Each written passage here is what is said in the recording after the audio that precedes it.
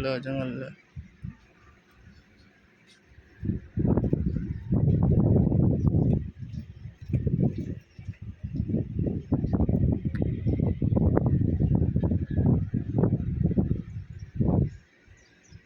So mga lods, may alibangbang mga lods, butterfly.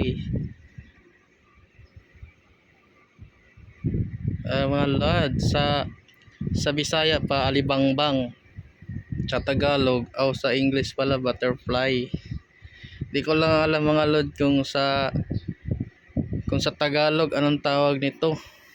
Paru-paro. Oh, paru-paro pala, paru-paro. Pero sa Bisaya alibangbang yun, sa amin alibangbang. Yan lods, pumapatong sa kuan ko, sa kamay. Hindi yan edit mga lods, hindi yan edit ha, totoo yan. Totoong alibangbang yan mga lods. Tingnan nyo naman kung hindi yan edit mga lods. Legit yan na nasa kamay ko. Malalaman nyo naman mga lods pag edit lang yung, kung edit lang yun, di ba? Malalaman nyo naman yan sa video kung edit o hindi. Ito mga lods, hindi edit yan mga lods. Totoo yan mga lods, totoo. Legit yan na alibangbang na pumapatong talaga siya sa kamay ko. Hindi ko alam mga lods kung bakit.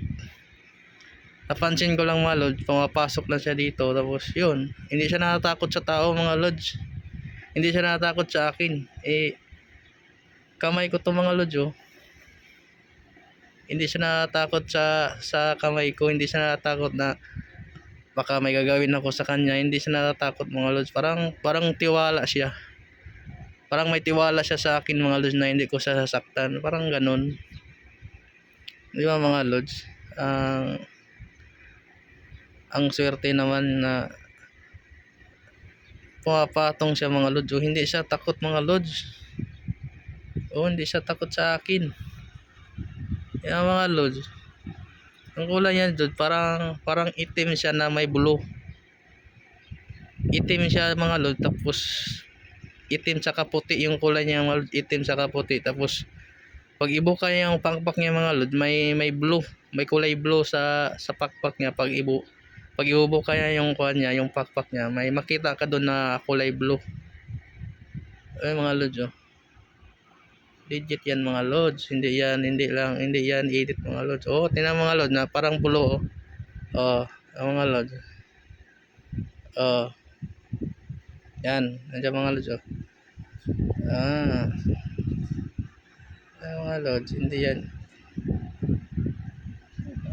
Diba mga lods.